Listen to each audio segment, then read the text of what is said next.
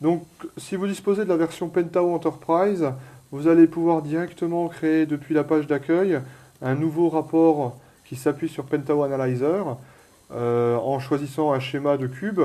Je vais prendre le schéma Steel Wheels et dans ce schéma un cube. Nous allons prendre le schéma des ventes. Donc l'interface de création s'ouvre dans un onglet. Pour plus de lisibilité, je vais la mettre en plein écran. Voilà.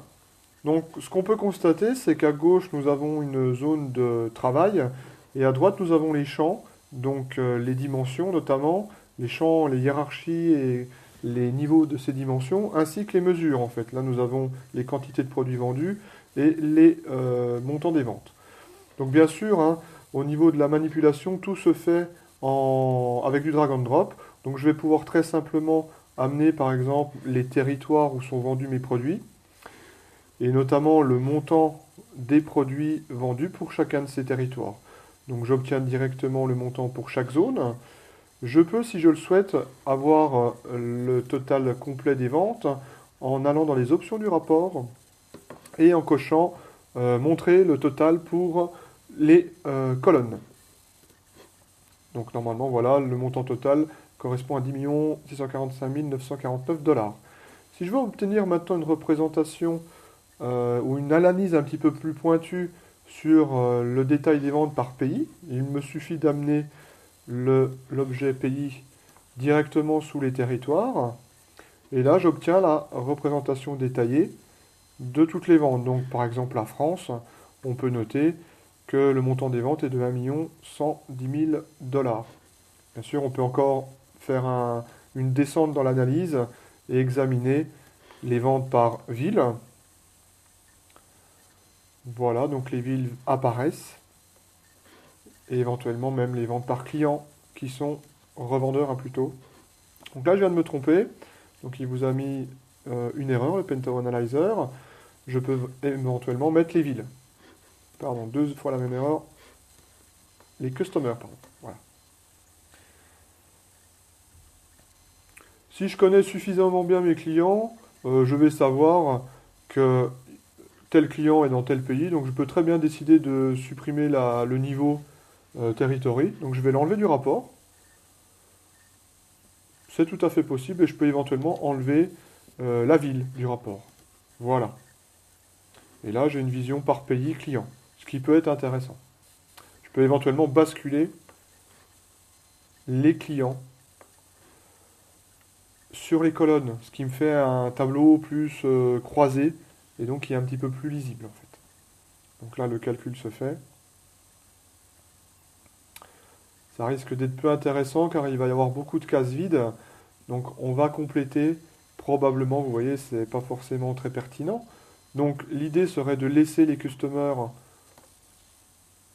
dans les lignes et de ramener les produits par exemple qui a vendu quoi. Alors là, si on fait comme ceci, nous allons obtenir une vision tabulaire. Donc les calculs se font en live, hein, bien sûr. Donc ça peut être un petit peu délicat de lire ceci. Donc on peut tout à fait basculer les produits en colonne. Voilà.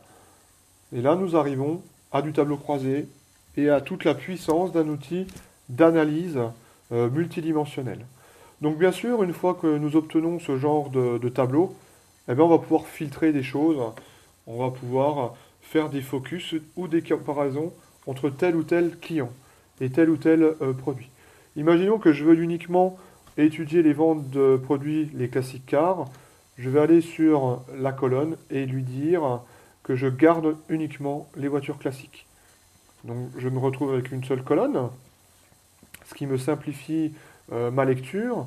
Maintenant, si je veux éventuellement voir les meilleures ventes, je peux pratiquer ce qu'on appelle un top 10 par vente. Bien sûr, je pourrais avoir d'autres conditions de filtrage qui seraient afficher uniquement les données pour les ventes supérieures à 10 000 $, etc. Donc là, je vais essayer de récupérer pour euh, chaque pays le top 10. Donc, si je veux avoir le top 10 au niveau mondial, il suffit de, par exemple, retirer du rapport pays et je trouve directement meilleur client au niveau mondial, je peux tout de suite en tirer même un graphe qui peut être un graphe en colonne qui est en train de se calculer. Ou, alors, on a les colonnes verticales. Voilà un graphe un peu plus lisible qui donne une bonne vision du top 10. On peut avoir aussi une représentation en camembert qui est tout à fait intéressante, dans laquelle nous allons retrouver le pourcentage des ventes avec le montant. Bien sûr, tout ceci est exportable en PDF et en Excel. Donc je vais revenir à ma vue tabulaire et je vais analyser dans le détail. Alors bien sûr, ceci fonctionne également pour d'autres fonctions, notamment les moins bons vendeurs, le bottom. Je peux ajouter d'autres choses dans ce rapport, notamment le pourcentage des ventes pour chaque client. Donc le pourcentage des ventes va s'afficher directement au niveau. Vous voyez, on retrouve tout à fait les 100%. Donc par exemple, l'Ordine Souvenir, ça représente 6,38%. Ce que je propose de faire, c'est de faire une étude détaillée sur 2 clients, c'est-à-dire les 2 premiers. Donc pour faire ceci, nous allons garder, nous allons appliquer une condition de filtrage plutôt sur les clients. Donc avec un filter, on va simplement rechercher dans la liste Euro plus Shopping Channel, l'ajouter. On va également chercher Mini Gift.